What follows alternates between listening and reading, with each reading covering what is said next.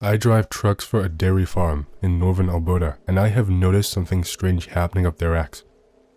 For those of you who are unfamiliar with what a biogas plant is, how it works, or what they are actually used for, allow me to educate you. A biogas plant produces natural gas, or rather, a substitute for natural gas, from fermented corn silage, as well as other agricultural waste products. Farmers, such as myself, would bring in silage, which we would unload into a large concrete silo, basically just a big walled-in pit. The plant I delivered to used a modified snowcat to push the silage around and pack it down evenly in the pit. Once the pit was fully fermented, they would uncover it and use a large wheel loader to shovel the fermented silage into what is called an anaerobic digester. It's basically just a big tank with an agitator that you fill up with a bunch of organic matter and heat it up, which produces methane gas as the microorganisms inside begin to break everything down. This gas is then captured and can be used for basically everything that natural gas is used for already, but it's supposed to be better for the environment or something. These plants are way more common in Europe, but they have started to pop up here in North America as well. And yes, before you ask, these places smell worse than you could possibly imagine. I always thought it was a little bit weird that they built one way up here in northern Alberta, but since the large dairy farm I worked at pretty much always had an excess of corn silage every year, we certainly welcomed another place to sell it to, especially since they are not picky. Trying to sell to another dairy farmer is always a hassle because they are always concerned with the quality, as they should be if they're feeding it to their cows, but the biogas plant basically just needs organic matter. It doesn't really matter what it is.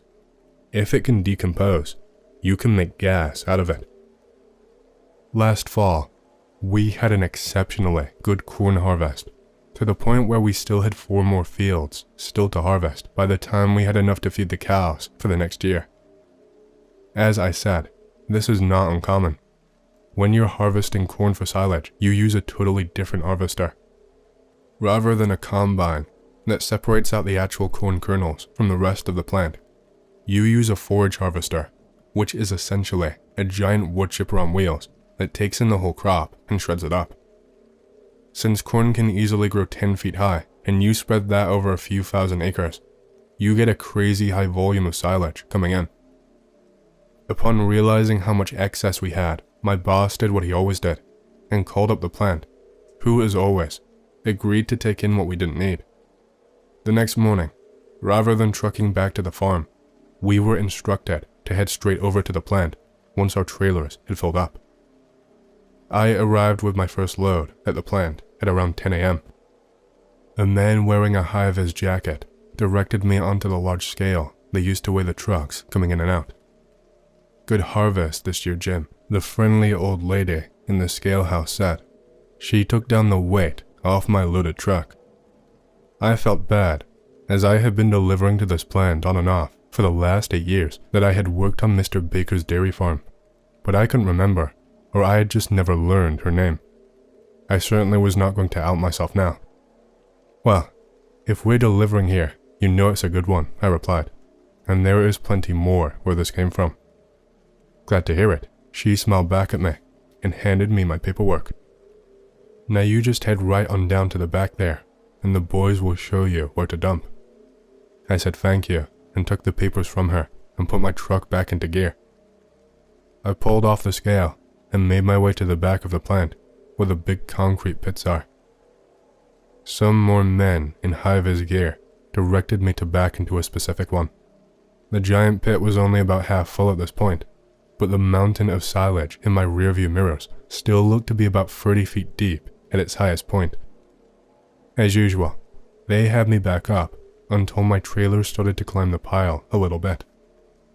This way there were no gaps in the pile, and the snowcat wouldn't have to do as much pushing.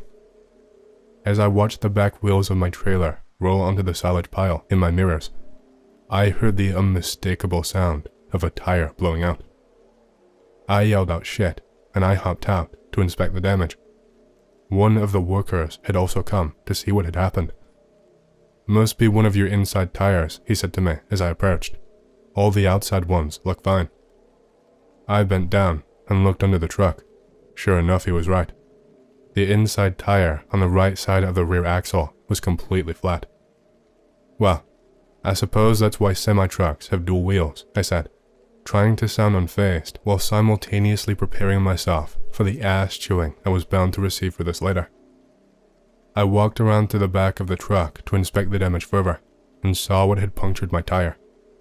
I stumbled back a bit as I realized it was what appeared to be a broken bone sticking out of the tire. I was confused and mumbled out an incoherent sound, but the worker must have heard it too, as it caused him to look down as well. When he did, his face went white for a second, then he composed himself. "Well, I'll be damned," he said. "I've been here since the plant opened, and I ain't never seen that before. Some, poor animal must have gone through the forage harvester, or, some farmer's dog must have dug it up and dropped it in their silo." He seemed really shifty as he said this, and almost seemed like he was trying to convince himself of what he was saying. But I brushed it off, as I figured he was probably just as shocked as I was. While I was still able to unload, I did have to leave the truck and trailer at the plant that night. A mobile tire repair service would be out in the morning to get it all fixed up. I got a ride back to the farm with our next truck to arrive at the plant and finished out the day pressure washing the manure spreaders, no doubt a reward for my efforts that day. I had to take a good long shower at the farm office before getting in my truck to head home for the night. As I started the engine, I went to pull my phone out of my pocket to plug it into the charger and realized that I did not have it. I patted all of my other pockets. Nope, definitely not there. I then realized I had likely left it in the semi, which was now at the plant, probably locked behind a gate for the night. Logically, I could have just waited till morning to go and retrieve it. I was probably just going straight to bed when I got home anyway, so what did I need my phone for? But because I have separation anxiety from my phone, I found myself pulling out onto the road in the direction of the plant, rather than home. I hoped there would be some friendly night security guard that would let me in to grab it, and I'd be on my way in just 5 minutes. I reached the plant just as it was getting dark, and indeed, there was a security guard standing at the gate as I pulled up. A very heavily armed security guard. He had what looked like a military rifle slung over his back, and I wondered what on earth he needed that for. They were very illegal for civilians to own here in the Great White North, so they must have had a damn good reason to arm the security like this for the government to let them do it. He looked rather intimidating, but surprisingly was not at all antagonistic when I rolled down my window. "Are you lost, partner?" he said in a rather friendly tone. No, I work for one of the farms that delivers here," I said. "My truck blew a tire on the trailer earlier today, and it's still sitting over by Pit Frey, and I think I left my phone in the cab. Do you mind if I go check?" He gave me a suspicious look. Then he peered into the pickup bed and generally looked over me and my truck. Then he gazed off down the road and looked at his watch. "All right, you got 10 minutes, and try and stay out of the night shift's way," he said in a much less friendly tone. A loud click and then a buzzing sound came from the gate as it began to move, and I drove through it. By now it was almost completely dark, but the large spotlights of the plant made it easy to navigate. I came around the corner and saw my truck still sitting across from Pit Frey, and I pulled up in front of it. As I got out, I noticed that there was a large excavator up on top of the pile in Pit 4. I knew it was digging into the silage, but I couldn't really see what it was doing properly because the concrete wall that separated pits 3 and 4 partially obscured it. I could also see the roof of the snowcat peeking up over the wall. It must have been parked a little ways away on top of the pile, and I figured it must have gotten stuck, and they were using the excavator to try and get it out. I paid it little attention as I entered the cab of the semi-truck and quickly found my phone in the cup holder. I grabbed it, and just as I was climbing down, a voice called out to me. "Hey, who the fuck are you, and what are you doing here?" A disgruntled-looking worker, wearing the same high-vis gear, was running towards me.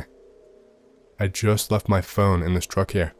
The security guard let me in to go grab it," I stammered. backing up towards my pickup.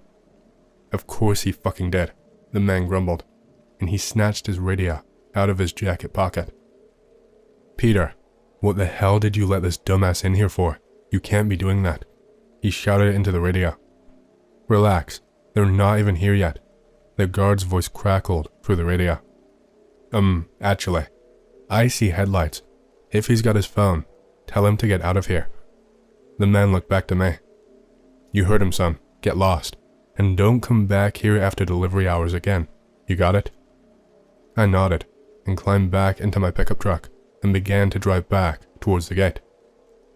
As I exited, the guard waved to me from behind the big black GMC Yukon that had pulled up to the gate. He appeared to be talking to the driver. There was a large U-Haul truck behind it, followed by another black Yukon. As I passed the last vehicle, I noticed in my rearview mirror the 3 trucks enter the plant and the guard shutting the gate behind them. The whole situation did not sit right with me. On the drive home, I contemplated everything that I had seen and heard from the guard and the other worker. They were up to something in that plant at night, and maybe even the bosses didn't know about. My best guess was that it was some kind of drug operation. If movies have taught me anything, drug kingpins always drive black SUVs. I know I should have left it alone, but life up here in northern Alberta was so boring. My curiosity ended up getting the better of me. I thought that I could help bring down some kind of criminal organization and be a local hero. And that worst case scenario, nothing was happening and nothing would come of it. After harvest concluded, I had a couple days off to rest, as we've been working pretty crazy hours lately. I, however, did not rest. I was trying to find out everything I could about the plant and the people who ran it. I really could not find anything about it. In fact, it was as if the place did not exist. You would think that there would be at least a news story from when they built the place, what with it being the biggest boost to the local economy and job market our town had ever seen, and all that, but there was nothing. Finally, I decided that the only thing to do was to see if I could observe what those black SUVs and the U-Haul truck were doing in the plant at night. Maybe get some photos of the exchange and hand them off to the police. I did some poking around on Google Maps and found an old logging road that ran across the ridge behind the plant. There was a little dirt area where people often parked to unload their ATVs to go riding in the woods up there. That was maybe only a kilometer or so from the north side of the plant. I drove up there just before dark and hiked down through the woods all the way to the north fence of the plant. It was just a chain link fence like you'd see around the schoolyard, not a barbed wire prison fence or anything like that, so I made quick work of climbing over it. Luckily for me, there was a lot of equipment and old dumpsters and shipping containers in this part of the plant for me to hide behind as I made my way towards where the main gate was. I crouched down behind one of their company trucks parked near the gate and waited about 20 minutes before I saw the black SUVs pull up. This time though, they didn't have a U-Haul. They had a much larger yellow Penske box truck. They must be hauling some serious product to be renting that thing. I watched as the trucks rolled through the gate, and much like they had done with me a few days prior, the plant workers in high-vis gear directed them back towards the pits. I began to sneak my way over there, being careful to stay out of sight. I realized very quickly that I would not be able to get very close while still remaining hidden. The area around the pits was largely wide open to allow to turn around and back in, so there was nothing to conceal me as I approached. I noticed the office nearby and had an idea. I snuck over to it and tried the door. It was open, but the lights were off inside. Luckily, no alarms went off, and I found what I came for quickly. A high-vis uniform and a white hard hat laying on the break room table. I also grabbed some safety glasses and a dust mask, as it wasn't uncommon for the workers to wear them. There was a lot of dust around the pits, and I figured it would help conceal my identity. After putting on the uniform and sneaking back outside, I observed the workers for a few minutes to see what they were doing and how best to blend in. Most of them appeared to either be standing around, watching the trucks pull up, or walking somewhere, so I figured just walking like I was on a mission was good enough. Turns out I didn't need to fake it for long. As I neared the yellow Penske truck, I saw some men getting out of the black SUVs. They were dressed in what looked like church robes, but definitely not Catholic, since they did not have a collar. One of them turned to me, and I froze. "Hey buddy, we got a pretty big load tonight. Mind giving us a hand?" Realizing my cover was working, I decided to play along and just leave the part about me helping the drug lords out of my statement to the police. I nodded and walked over with the other workers and awaited instructions. I heard the sound of a diesel engine coming closer and looked over to see the excavator I had seen coming around the corner and begin to climb the salvage pile in pit 4 again. The snowcat was behind it, but instead of following the excavator up the pile, it came towards us. It had some kind of large metal box attached to the blade that was about the size of a small car. The operator set the box down next to the Penske truck and hopped out. The same disgruntled man I had encountered the other night got out of the cab. "Jesus man, that's a big truck you got there. Probably going to take a couple trips to unload this thing," he said to the men in the robes. One of them opened up the back of the box truck, and where I expected to see a giant pile of cocaine bricks or something, there was something I never expected. Bodies, and lots of them, just thrown haphazardly into the back of this truck. I had to fight the urge to fill my dust mask with vomit as I saw them. The workers began loading them into the box on the blade of the snowcat, just tossing them on with little regard for how they landed. No one seemed to notice me just standing there, so I slowly backed up into the shadows and made my way over to pit 3. It was almost full by now, so I climbed up the pile to a spot where I could look over the concrete into pit 4 where the excavator was without being spotted. Once up there, I saw the snowcat climbing up the pile towards a large hole the excavator had dug in it. There were some more workers up there who began throwing the bodies off into the hole as one of the men in robes climbed out of the passenger seat in the snowcat. He just stood on the track watching as the bodies were piled into this impromptu mass grave they had constructed. He stayed up on the pile while the snowcat went down for the second load. This was all starting to make sense now. This was the perfect cover for disposing the bodies.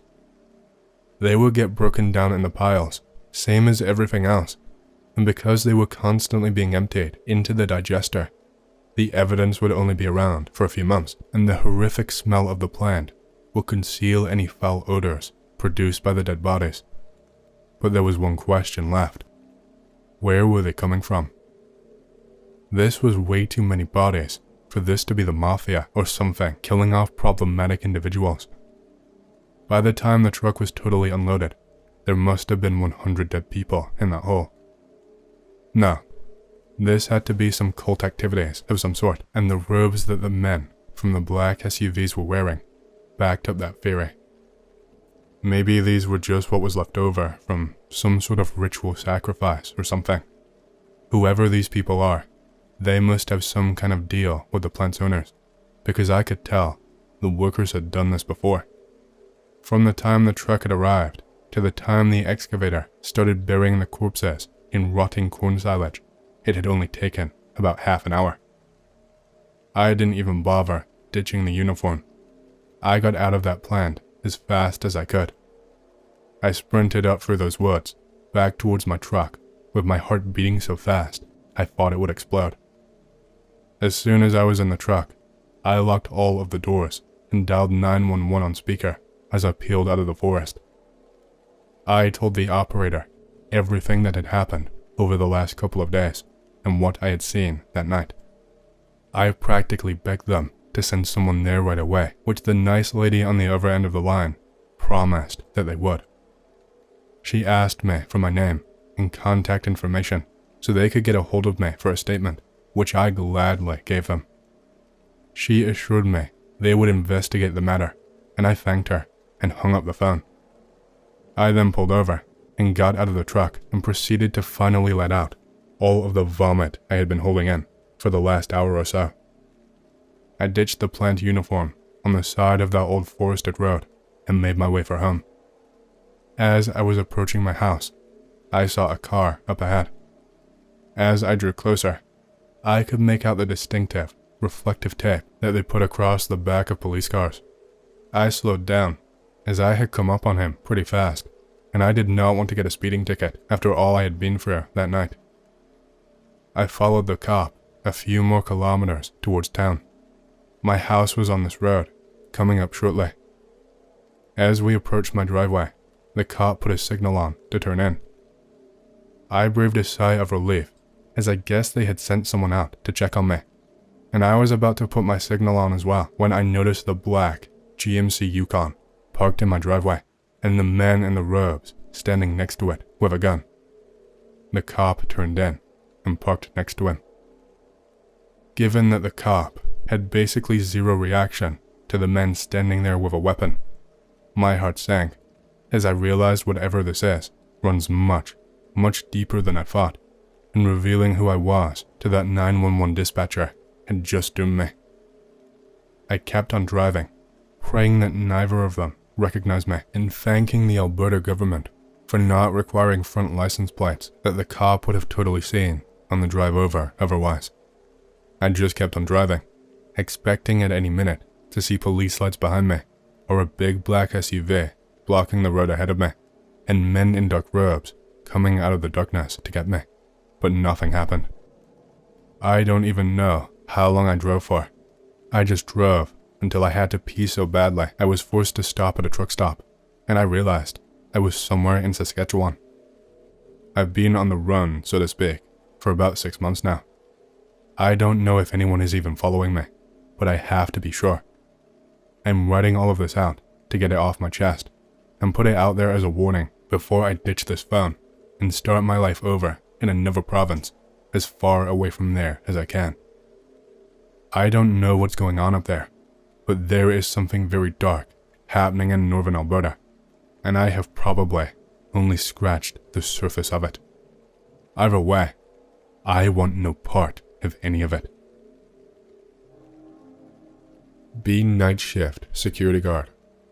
Work in a nice office building in a nice neighborhood. Always just me and one other guard in the entire building. Literally no crime, no problems. Basically just fuck around on the internet all night. Only have cameras on first floor and parking lot, so if you're on any other floor, you can do whatever. It's literally the cushiest job ever. They've got huge, flat screen TVs, Wi-Fi, a nice gym, expensive coffee machines, and tons of other shit. Every single door is locked by keycard, so the building is extremely secure. Just started shift. Go to floor 2. Notice someone left a light on in the south wing. A lot of lights here are motion activated, but this one just uses a light switch. Happens sometimes, so I just turn it off and go back to doing a quick patrol so I can get back to fucking around on the internet. Finish that up. Eventually the other security guard does a patrol. It's about 2 hours after my shift started, and I go on another patrol to stretch my legs. Go to floor 2, south wing. A motion sensing light is on, right next to the light switch I turned off 2 hours ago, which is still off. The motion sensing lights are only supposed to stay on for 15 minutes. Me and the other guard had been sitting next to each other for the last hour. I go back to the security room to tell the other guard about it and ask if he knows what's up with it. He says that when he was there, the light switch was on, and he turned it off himself. I am 100% sure that I had already turned it off.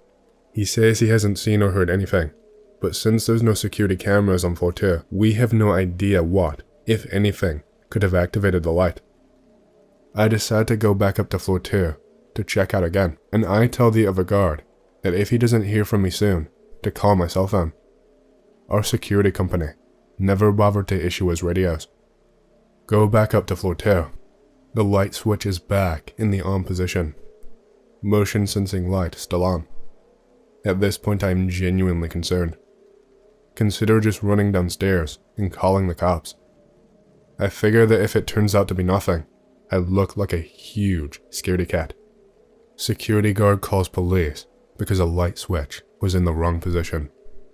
Decide to check out more of the south wing. I suddenly hear a loud banging noise. I jump a bit and start to freak out. Then I remember that when the AC comes on, it makes a loud banging noise. Calm down and check out the rest of the wing. Only takes another 2 to 3 minutes. No signs of intruders. All doors locked tight. Nothing broken or missing. Look at my watch and see that I've been at this for about 20 minutes now. Start wondering why the other guard has not called me yet. I lean up against an air vent and take out my phone. Start going through my contacts to call him myself. Hang on a second.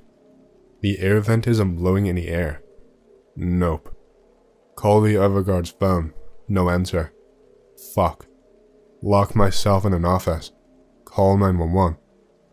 I tell the dispatcher what happened, and he says that the cops are coming. Asks where I am, and I tell him. Asks if the police will be able to get into the building themselves. Shit. All doors are locked. Run through the building, down to the main entrance, and run outside. Wait for the cops outside while still on the phone with 911. Cops get there. I let them in and bring them to the security room. No sign of the other guard at all. The computer that displays the security cameras is turned off. Well, fuck. Give each of the cops one of the spare security cards so that they can search the building. They find no trace of the other guard in the building. His car is still parked in the parking lot. He is still missing to this day. Happened about a year ago. Get security contract to assist rangers in a deep forest. Shift is 6 p.m. to 5 a.m. Pay is shit, but no interaction with normies, so it doesn't bother me. Get to drive a company car, and essentially get the whole forest to myself. Camping was forbidden at this forest. Job said to just report if you see any suspicious persons on site. Cameras are positioned at some parts of the forest, but would not be able to see any trespassers until notified by surveillance. Don't question it, and I drive in circles for a few hours. No phone reception, so can't shitpost on 4chan. Was pissing down by 8 p.m, so visibility was essentially down to about 5 meters. Middle of summer, so it was heavy jungle type rain that caused a lot of mist. About 2 a.m, mist rolling in like a motherfucker and can't see shit. For some reason, I don't seem to give a fuck about it and keep driving. Start to see shiny eyes dotted on the sides of the roads. Would catch the headlight of my car, but looked really low to the ground. Pull over, because I want to see what the fuck it is. Starts to move in the middle of the road. Holy fuck. Start to realize I'm a fucking idiot, and my car is a lot further away than I realized. Doesn't move from the middle of the road.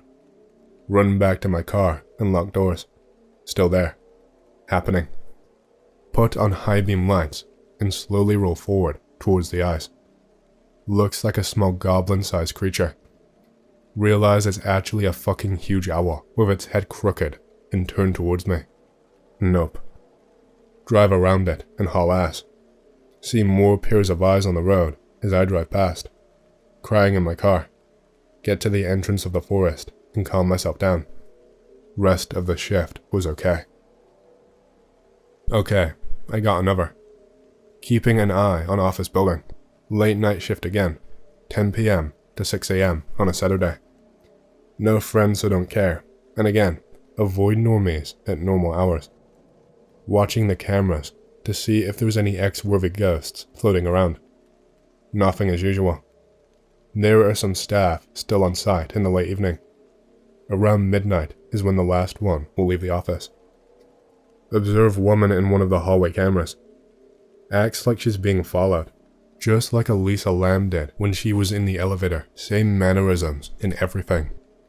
Get spooked seeing this and decide to investigate in person because inner sense of responsibility tells me to do it.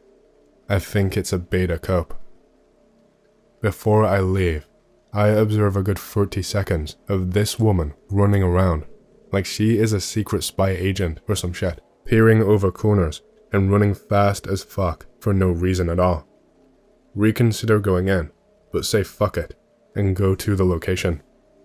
Spot her and ask her how the night is going, trying to gauge her response.